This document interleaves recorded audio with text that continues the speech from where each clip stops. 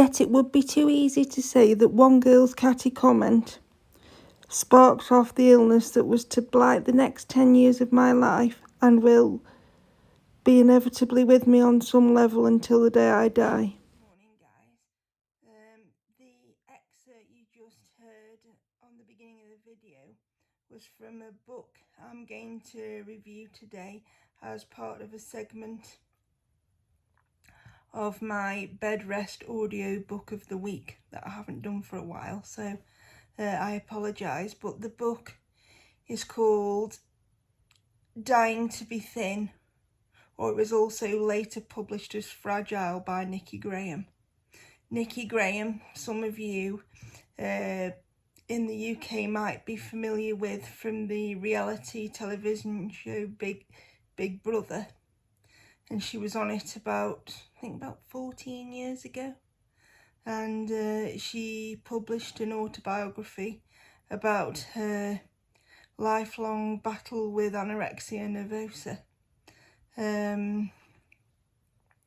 She was exceptionally young when she was diagnosed with it at the age of 8, and she spent most of her childhood in and out of fairly well-known psychiatric hospitals and also general hospitals and foster care placements and eating disorders units.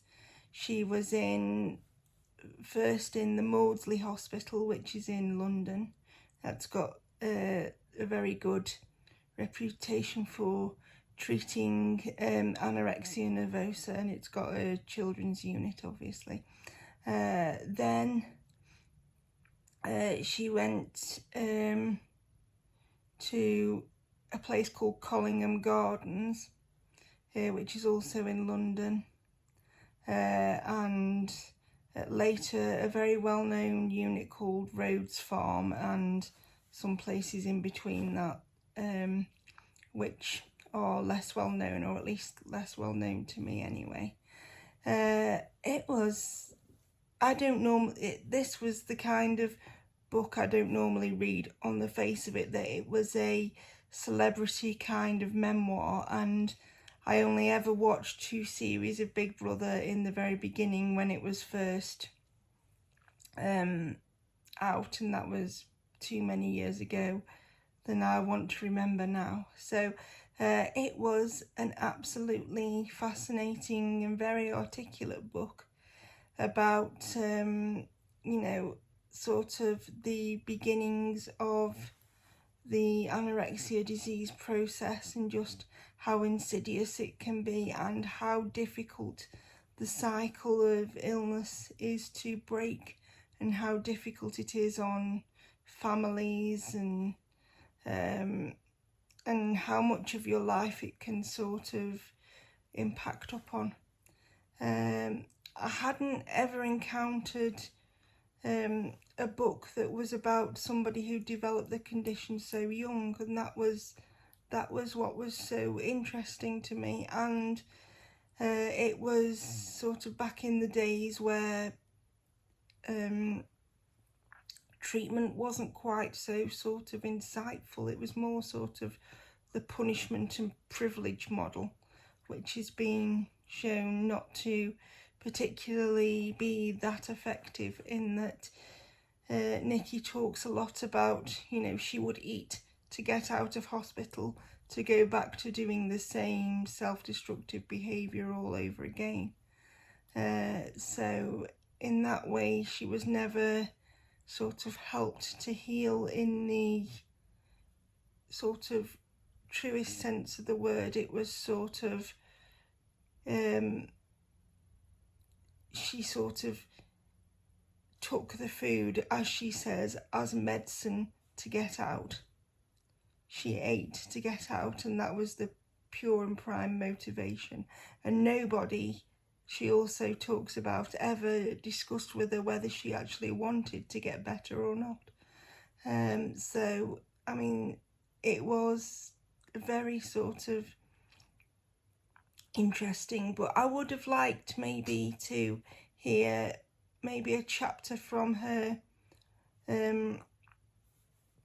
mother's sort of perspective. But also, I mean, Nikki also sadly died in February 2021 as a result of anorexia nervosa. She finally lost her battle with the disease, and her mum cited the ongoing coronavirus pandemic as being a contributing factor, because she couldn't use any of the coping strategies that she'd learned to you know, keep herself mentally healthy, like going to the gym because the gyms were closed and things like that. So you know, it's very, very sad, because she's actually a very, very articulate young woman, and it was a very compelling, if not sometimes sort of horrific and upsetting story to read. And it must have been sort of absolutely horrendous for all her family to have to live through this. I think in some ways more horrific than for her, because you're sort of sitting and watching your loved child sort of waste away and injure themselves and sort of do things that are intensely self-destructive for reasons that you as a parent or family member may not readily understand. So I would recommend reading the book to anyone with an interest in mental health and eating disorders. I would say to family members as well, and possibly to people who want to recover, but sometimes people find that triggering to read. And she was very evidently trying not to write what some people have, like when people have written memoirs or books about the experiences of anorexia nervosa, others sometimes have endeavoured to use such books as a manual to sort of become thin themselves as a sort of part of what's called the pro-Ana movement. But this, I don't think, is one of those books. And it was very sort of inspiring in that by the end of the book she had appeared at least to have found some level of happiness and stability.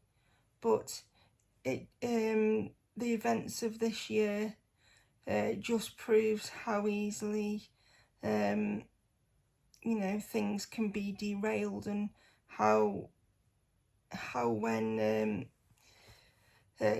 things in the external world are forced to change so much as they were in the pandemic, how much it can affect not only everyone else, but particularly those with mental health problems and even physical health problems, because the services they need and very much require to utilise are cut off. So I would very definitely say this book is worth a read. It's she writes the book in chapters, and each chapter is dedicated to an experience she had while she was undergoing treatment and after treatment. So I hope you find this video useful, and I'll be back in my next video.